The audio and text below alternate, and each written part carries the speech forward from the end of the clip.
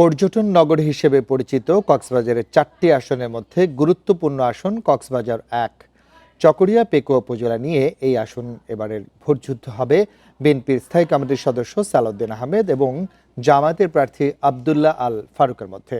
আসনটিকে বিএনপির দুর্গ বলা হলেও বিন্দু পরিমাণ ছাড় দিতে নারাজ জামায়াত। ভোটারদের মন জয় করতে পার করছেন ব্যস্ত সময়। এক সময়ের জোটের শরিক হলেও এখন একে অপরের প্রতিদ্বন্দ্বী বিএনপি জামায়াত। 9 বছর পর ভারতের শিলং থেকে ফিরে কক্সবাজার 1 আসনে ভোটের লড়াইয়ে নেমেছেন বিএনপির স্থায়ী কমিটির সদস্য সালাউদ্দিন আহমেদ। বিজলি কেবলসের স্কিন কোটেড ইনসুলেশন আগুন প্রতিরোধী। বিজলি কেবলস, নিরাপদ আজীবন।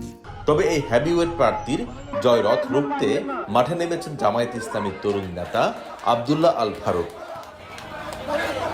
গণ অধিকার পরিষদের প্রার্থী আব্দুল কাদের প্রাইম বিএনপিকে সমর্থন দিয়ে মাঠ ছাড়লেও বিএনপির দুর্গে দখল নিতে চায় জামায়াত। নির্বাচনী পথসভায় জামায়াতের বিরুদ্ধে ধর্মকে ব্যবহারের অভিযোগ সালাউদ্দিন আহমেদের। আলম সমাজের অর্থনৈতিক সমৃদ্ধির জন্য, সামাজিক মর্যাদা বৃদ্ধির জন্য কোনো পরিকল্পনা না দিয়ে শুধু শুধু ইসলামের দোহাই দিয়ে ধর্ম বিক্রি করা শুরু করেছে, সেটা আপনাদেরকে দেখতে হবে। পাল্টা বক্তব্যে সকল ধর্মের মানুষের সমান অধিকার নিশ্চিত করার প্রতিশ্রুতি জামায়াত প্রার্থীর।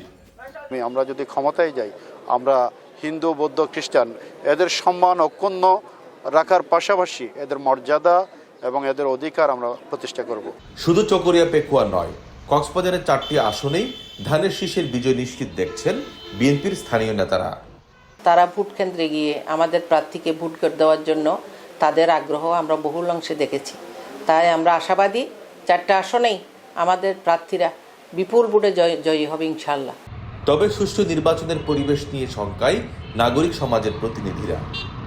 ফ্রি ফেয়ার ইলেকশন হওয়ার মতো পরিবেশ এখনো হয়নি এই সময় পর্যন্ত, কিন্তু নির্বাচনের এখনো মাসখানেক বাকি আছে। এই সময়টিকে যদি ঠিকমতো কাজে লাগানো যায় তাহলে 12 তারিখ একটি সুন্দর নির্বাচন উপহার দেওয়া সম্ভব। এখানে কেউ কারোর উপর প্রভাব বিস্তার করার মতো কোনো সুযোগ নেই। এখানে সবাই সমান সুযোগ পাবে এবং প্রার্থী হিসাবে জনগণের বেছে নেবে সে কে ভালো কে মন্দ।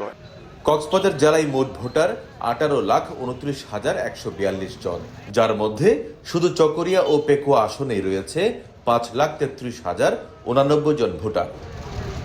তৌফিকুল ইসলাম, ইন্ডিপেন্ডেন্ট নিউজ, কক্সবাজার।